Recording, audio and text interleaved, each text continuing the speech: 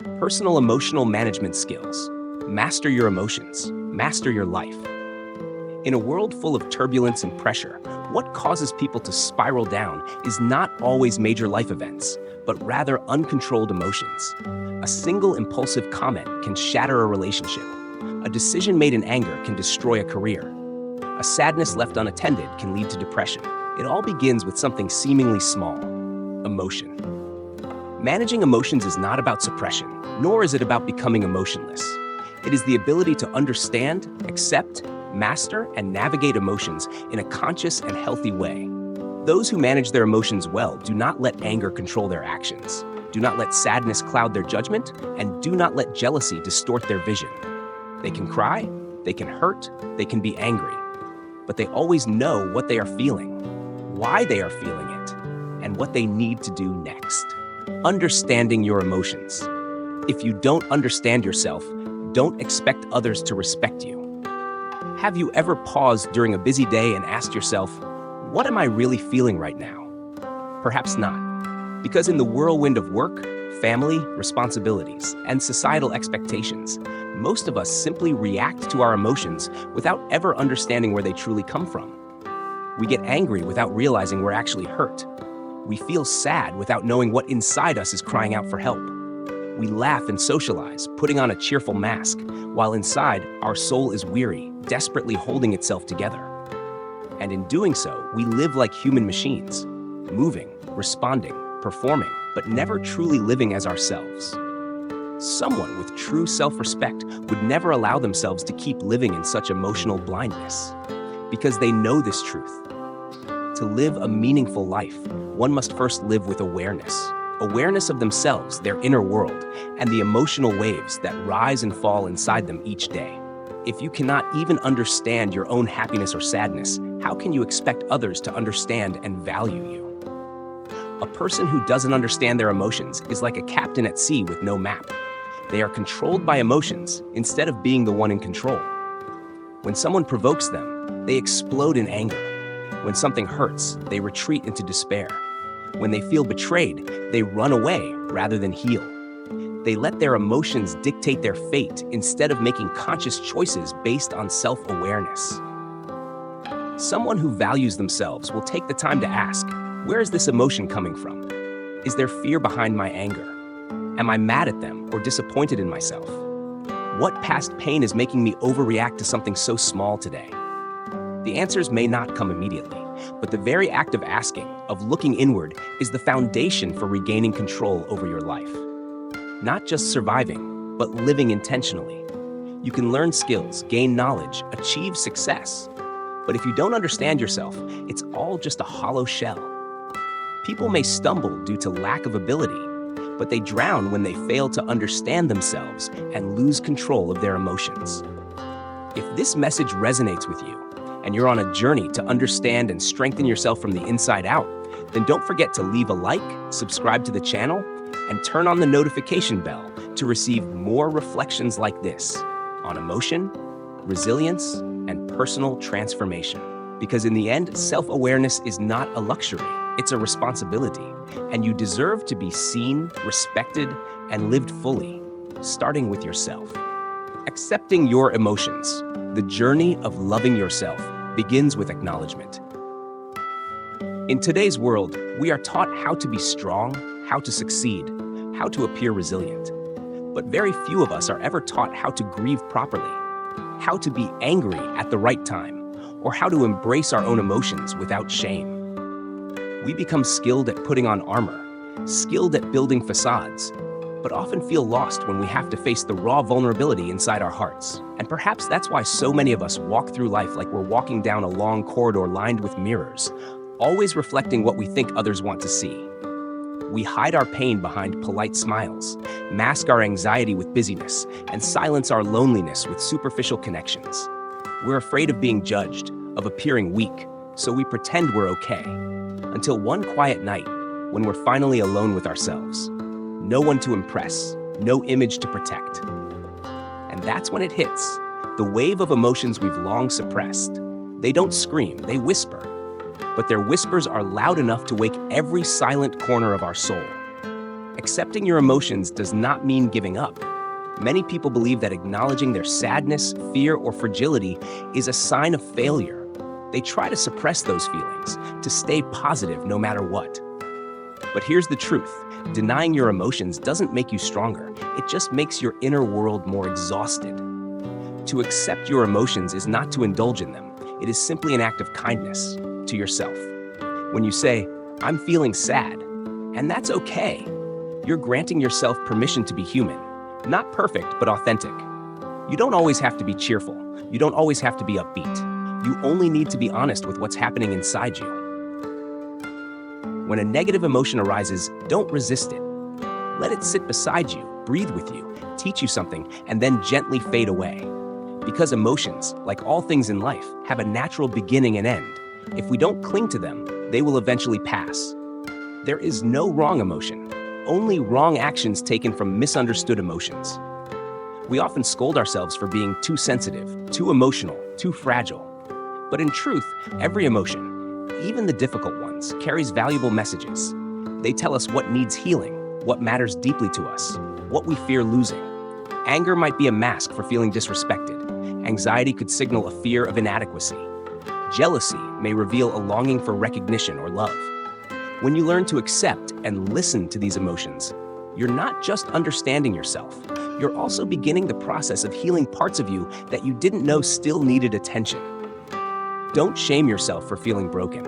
Don't rush to tell yourself to snap out of it. Instead, sit with your pain and say, "I see you. I hear you. I'm staying here with you." That small act of presence, of acceptance, can open a deep and sacred dialogue between you and yourself. Accepting your emotions also nurtures empathy. The more you accept your own emotions, the more you understand the emotions of others. Because once you've known what it feels like to break down, you won't mock someone else's cracks. Once you've felt lost in your pain, you won't dismiss someone else's confusion. You'll stop offering toxic positivity. Those phrases like, "Don't overthink, just cheer up," or "It's not that big of a deal." Instead, you'll sit quietly with someone who's hurting, not to fix them, not to teach them, but just to be there. Because you know that sometimes what a person needs isn't advice, it's simply someone who stays. Accepting emotions is one of the most powerful ways to become a kind person, not just to others, but first and foremost to yourself. And from that place of self-kindness, you'll naturally become a soft place to land for those around you too. When you accept your emotions, you stop performing. This world is full of roles and masks, where everyone's trying to look okay, sound okay, be okay. But in the quest to be accepted, we end up abandoning who we truly are. When you truly accept yourself, you no longer feel the need to be someone else. You no longer need to prove yourself. You don't have to fake being okay when you're not. You simply allow yourself to be real. And in that honesty, you begin to discover your quiet peace. Someone who accepts their emotions knows when to pause. They know when to step back and retreat into solitude. They're not ashamed of being vulnerable because they understand vulnerability is part of what makes them human. They don't hide their tears. They honor them. Because tears, too, are part of the conversation between your soul and your life. Ultimately, the journey of managing emotions doesn't begin with control. It begins with acceptance. When you allow yourself to be tired, to feel jealous, to cry when you're overwhelmed, you are no longer just surviving. You are living fully, completely, honestly. And it is in those moments, when you are most real with yourself, that true healing and strength are born. Regulating your reactions. Emotions are guests, but actions are the hosts. Emotions come and go, sometimes like a gust of wind, sometimes like a drizzle that lingers all day. But here's what truly matters. Emotions are not the problem. Our reactions to them are. You can feel hurt, and that's completely human. You can feel angry, and there's no shame in that. But if you let that hurt drive you to speak cruel words, or let that anger lead to destructive behavior, then the issue isn't just the emotion. It's how you respond to that emotion. Many people mistakenly believe that managing emotions means never getting upset, never crying, never feeling confused. But that's not emotional mastery. Emotional mastery is not about stopping the waves. It's about learning how to keep your boat steady while sailing through them. We can't always control what life throws at us, but we can always control whether we let it tear us or teach us. Let's remember, emotions are guests, actions are hosts. A guest can visit, whether cheerful or chaotic. We can't always prevent their arrival. But as hosts, we still get to decide who sits at our table, who stays in the hall, and most importantly, no one gets to wreck the house. One of the simplest and most effective ways to practice emotional regulation is to create space between emotion and action. When you're angry, don't respond to the message right away. When you're feeling lonely, don't immediately call someone from your past. When you're overwhelmed, don't rush into making big decisions. Just pause, breathe, and give yourself time to return to yourself before reacting. Sometimes it only takes a few moments of silence to prevent a lifetime of regret. Sometimes a breath can save a relationship. Sometimes choosing not to reply immediately is the kindest thing you can do for yourself and for the people you love. Reactions made in emotional storms rarely reflect your truest self. How many times have you said something in the heat of the moment only to regret it deeply afterward? How often have you ended a relationship, a job, or a conversation, not because it was the right decision, but because you were emotionally flooded at that time? Those kinds of reactions don't come from clarity. They come from emotional overload, from a mind trying to protect itself without understanding what's really going on.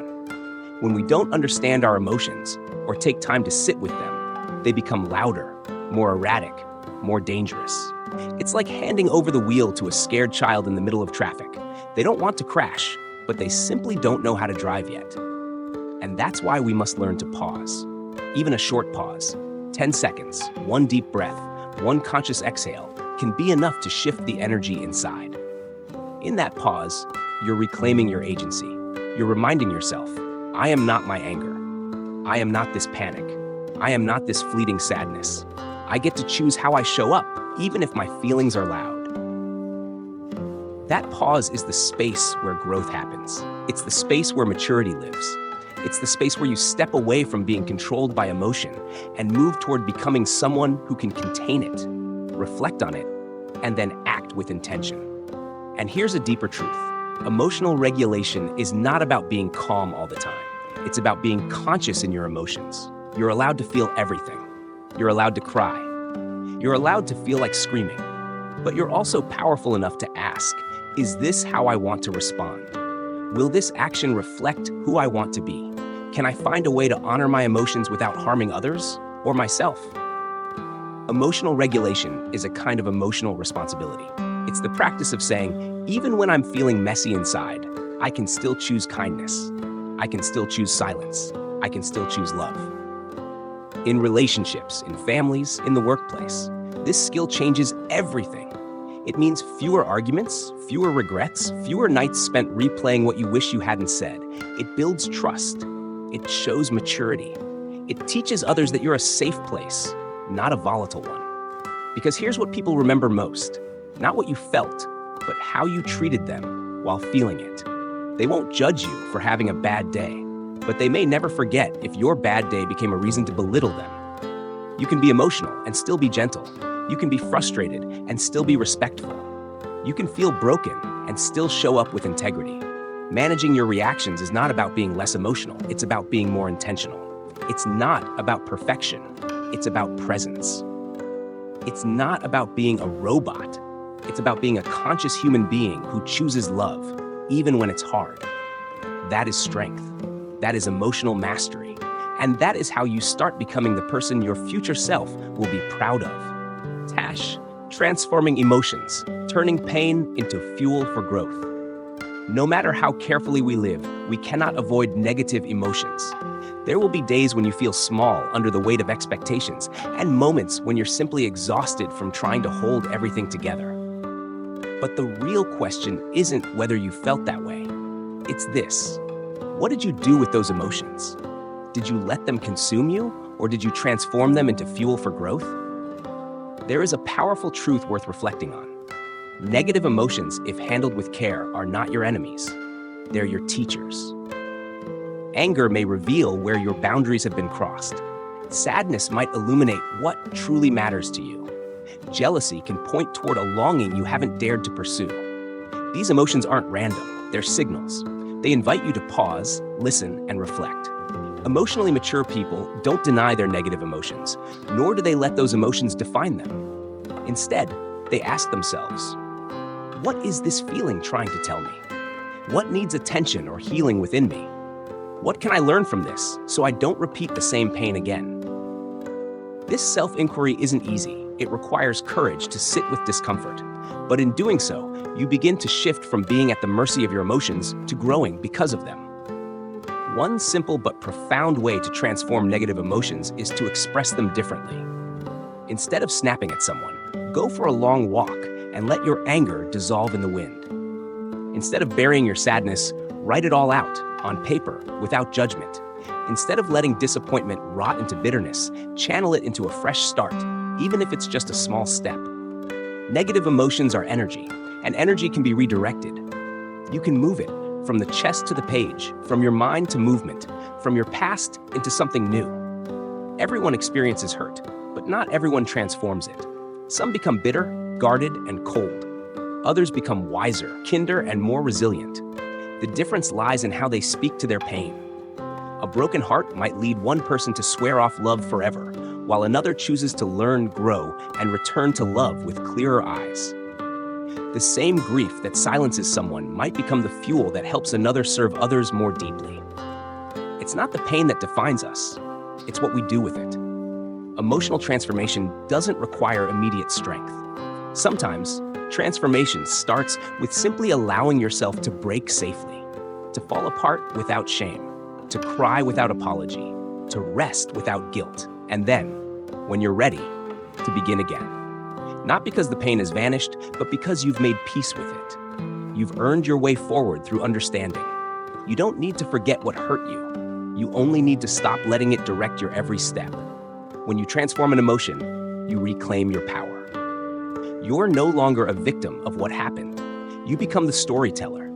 You take what could have destroyed you, and instead, you build something better with it. Ask yourself, what strength has this pain taught me? How has this feeling revealed a deeper truth about me? How do I want to use this, not against myself, but for my future?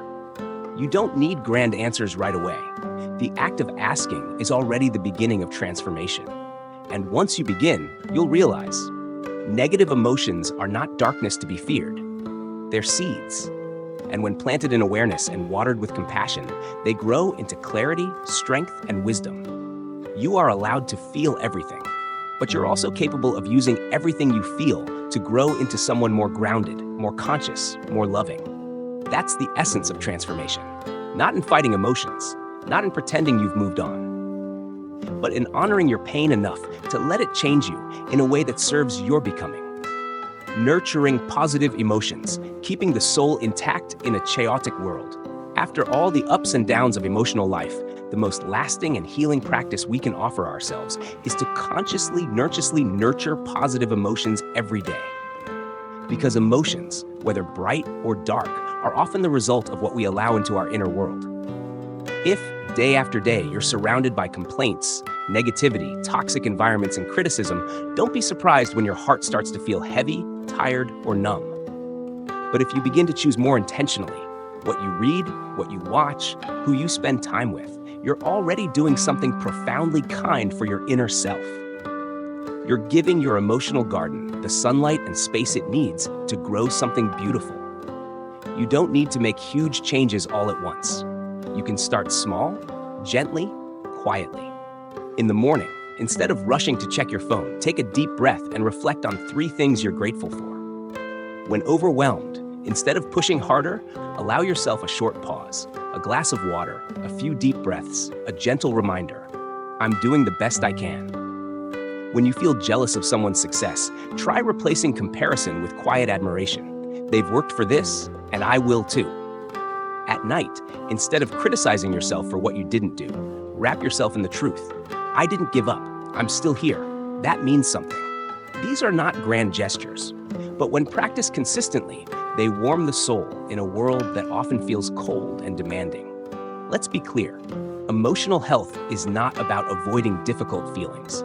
It's about creating enough inner light so you're not consumed by the dark. You can still have hard days, you can still feel lost, but inside there's a steady warmth because you've learned how to care for your emotional well-being like something sacred. Emotions are not meant to be suppressed nor indulged blindly. They are meant to be listened to, understood, transformed, and nurtured. True strength lies not in the absence of emotion, but in the ability to sit with them, move through them, and still act with intention. You may have been hurt, you may have lashed out in anger, you may have made mistakes when overwhelmed, but none of that means you can't learn how to love yourself in healthier ways. We're all human, learning as we go. And one of the most powerful lessons we can learn is how to manage our emotions with honesty and care. Because when you do, you become safer for yourself and for the people you love. You stop using your emotions to harm. You begin using them to connect, to reflect, to grow. And gradually, you become someone who feels deeply, yet walks wisely. Someone who carries fire in their chest, but knows how to keep it warm, not destructive. Emotions will always be part of your life, but you get to decide. Will they control your story, or will they become part of the story you write with grace? If this message touched something within you, if it echoed a truth you've long felt but never put into words, then don't forget to leave a like, subscribe to the channel, and turn on the notification bell so you can receive more reflections like this on emotions, healing, and what it means to truly grow as a human being. Because caring for your emotions is not a luxury, it's a necessity, and you are worthy of that care.